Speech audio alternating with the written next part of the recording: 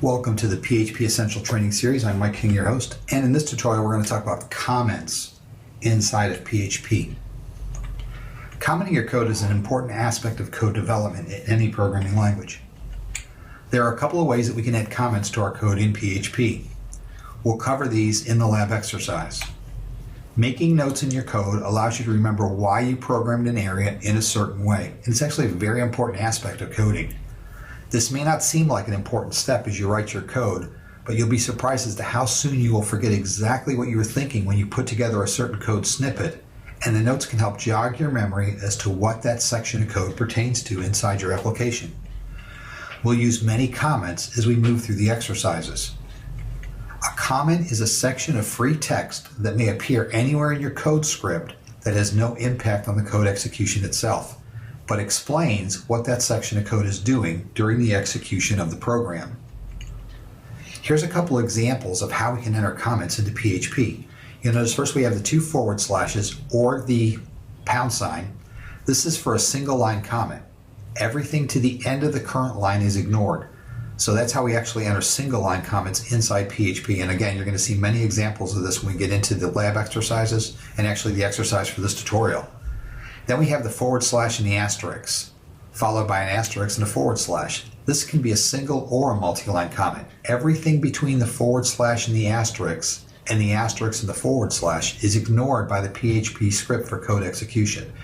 And that's how we enter normally multi-line comments. And normally at the beginning of my PHP script, I'll actually have a couple of lines of comments explaining what that particular script does. So it's very important that you get into the habit of using comments in your code.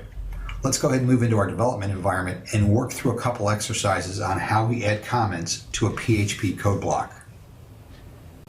All right, I'm going to go ahead and minimize our presentation and drop into the development environment. I want to go ahead and confirm that my XAMPP server is up and running. I'm going to go ahead and minimize that screen. Let's go ahead and bring up our browser. I'll be using Google Chrome for this demonstration, and Sublime Text 2 will be my text editor. You'll notice I've got my exercise file already loaded. And all that is a basic HTML5 document. It's just the basic structure of an HTML5 web document. I'm going to come down here inside my body elements. I'm going to go ahead and open up my PHP tags, and we're going to talk a lot about these tags as we start going through this exercise or this tutorial series. But you'll notice I open up the PHP block with a less than sign, a question mark, and PHP, and I close it with a question mark and a greater than sign. That actually opens up a block of code inside my HTML document and tells me that I'm going to be processing PHP.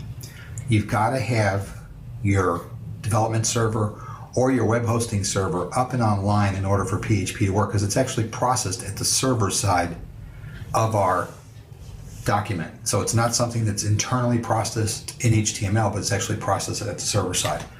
So for a single line comment in PHP, I'd use those double marks, and you'll notice I've got my text editor set up that my comments always appear in blue. This is a single line comment in PHP. And by the way, every good development language has a way to enter comments into their code. A multi-line comment would be a / with the asterisk sign, and normally what I'll do is I'll come down a few lines and put an asterisk and a / to end that comment. So anything in between these lines would now be considered a comment. And usually I'll put a couple asterisks in there when I'm entering my multi-line comments.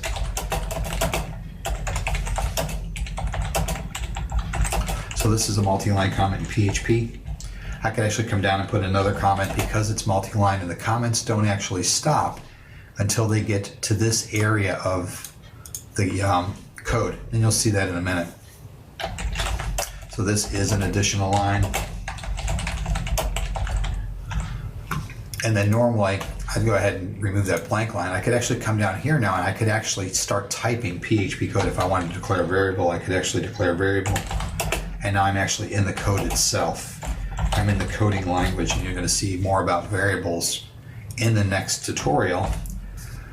If I save this change, one thing that's very cool about PHP is you'll notice I've got all this code now inside this HTML document, but if I refresh our browser window, you'll notice nothing appears. And if I actually go to view source, and by the way, in Google Chrome, you can right click to view page source. It opens it up in a new tab.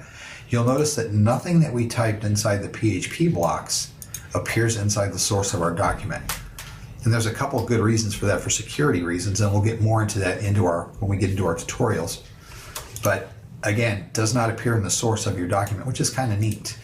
We'll talk about how we can use PHP to bring information from PHP into HTML in a future tutorial. But again, I just wanted you to see how we enter comments. And again, we can also use that number sign to enter comments, a single line comment.